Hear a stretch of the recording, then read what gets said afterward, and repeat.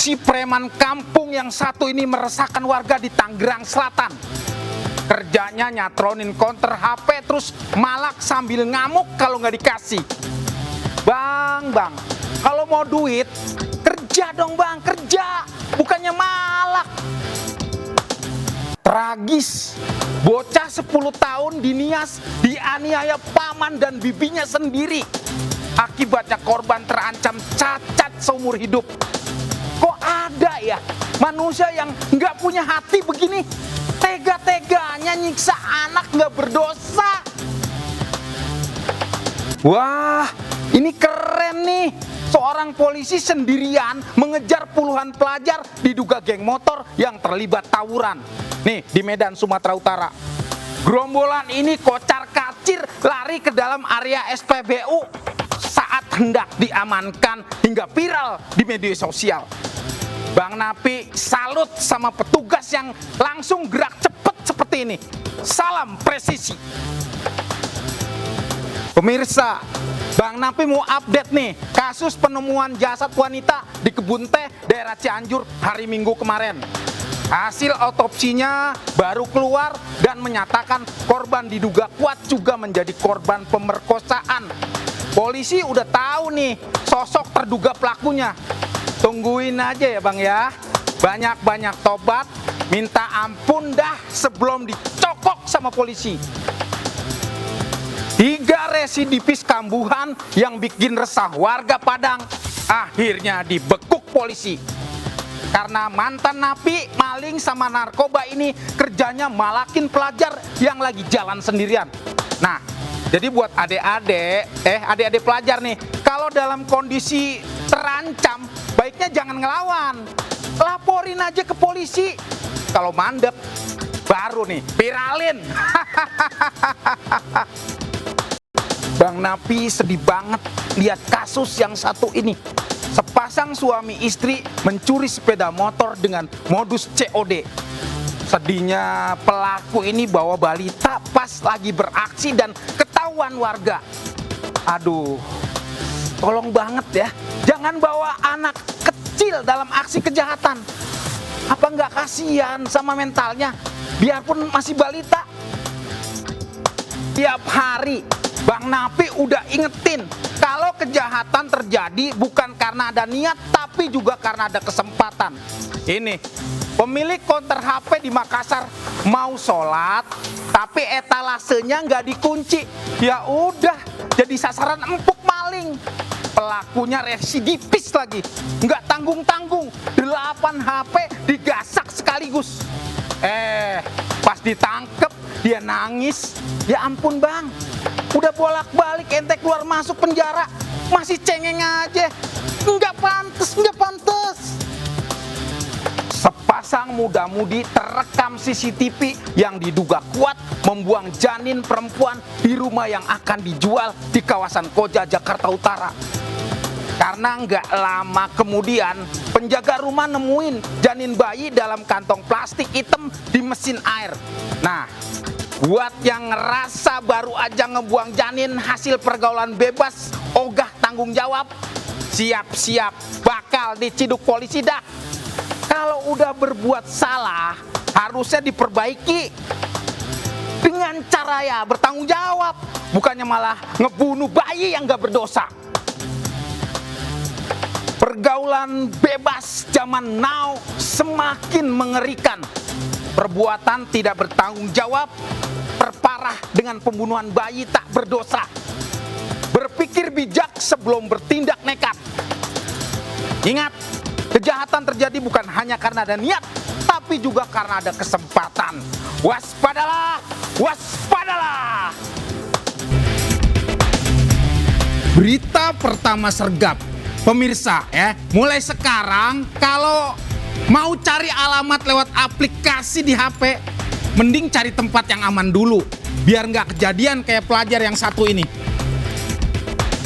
Baru aja ngeluarin HP buat lihat Google Map di pinggir jalan, tahu-tahu ada yang ngejambret dari belakang. Tapi tuh jambret salah target. Korban nih berani ngejar dan teriak. Saking paniknya pelaku jatuh dari motor, ya udah dibecek sama warga. Lagi-lagi kejadian pembunuhan yang dipicu mabok narkoba. Kejadiannya di Kalimantan Tengah. Si Wahyu ini yang usianya baru 22 tahun berantem sama bapaknya pas abis ngobat. Alhasil berujung tragis, bapaknya tewas dianiaya pakai senjata tajam. Orang kayak begini emang harusnya dapat hukuman setimpal. Tapi ya saya doain biar di penjara tuh si pelaku dapat hidayah dan tobat kayak saya dulu. Masih muda soalnya nih. Paling nekat lawan polisi. Ya kena dor lah. Polisi dan komplotan curanmor terlibat baku tembak di Jalan Raya Kedamaian Bandar Lampung, Kamis yang kemarin. Dalam peristiwa itu, 1 dari 3 orang pelaku ditangkap berikut 2 pucuk senjata api rakitan milik pelaku. Update kasus penganiayaan anak sampai cacat di Nias, Sumatera Utara. Akhirnya ada titik terang. Polisi netapin tante tiri korban sebagai tersangka. Nih, buat para orang tua, hati-hati kalau mau menitipkan anak. Biar kata kerabat juga nggak menjamin keamanan tuh anak. Waspadalah, waspadalah. Berita yang satu ini, Bang Napi persembahkan buat para remaja, muda-mudi dan pelajar supaya nggak ngelakuin perbuatan yang melampaui batas, terutama dalam hal percintaan. Ntar jadinya kayak nih pasangan pelajar di Koja yang melakukan hubungan badan di luar nikah. Pas hamil digugurin. Nah, perbuatan ini jelas-jelas melanggar agama dan negara. Ujung-ujungnya ya di penjara. Ingat ya adik-adik, masa depan kalian nih masih panjang. Harapan orang tua sama kalian nih besar. Pengen anaknya meraih sukses dan cita-citanya. Jadi stop pergaulan bebas. Kalau yang ini gara-gara maksa aborsi pacar pramugarinya. Kanit Opsnal Reskrim Polresta Biren dicopot dari jabatannya. Sayang banget ya, di saat cita-citanya berhasil diraih, tapi terancam hancur karena tindakannya yang tidak bertanggung jawab. Kasus ini mencuat begitu sang pramugari menceritakan kisahnya di media sosial. Jadi pelajaran berharga banget nih.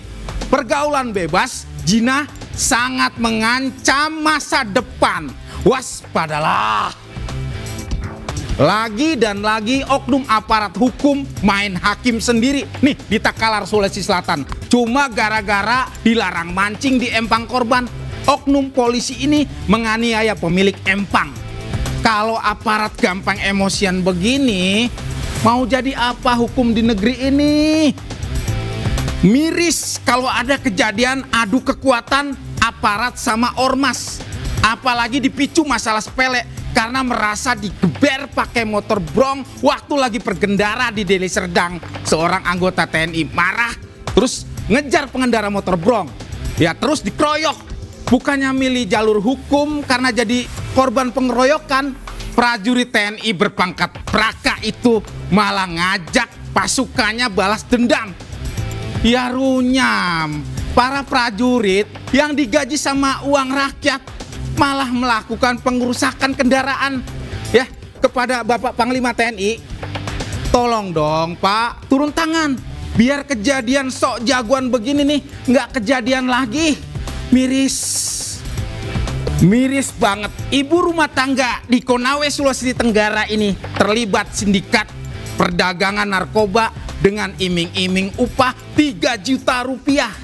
Ini benar-benar nunjukin kalau kasus narkoba bukan cuma persoalan hukum tapi juga sosial.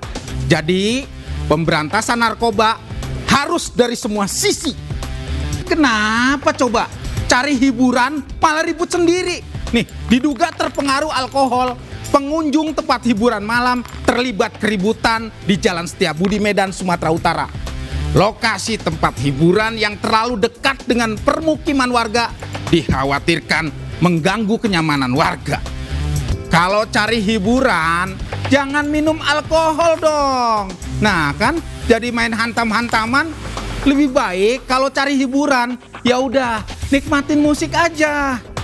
Ingat, kejahatan terjadi bukan karena ada niat pelakunya, tapi juga karena ada kesempatan. Waspadalah! Waspadalah! Hingga saat ini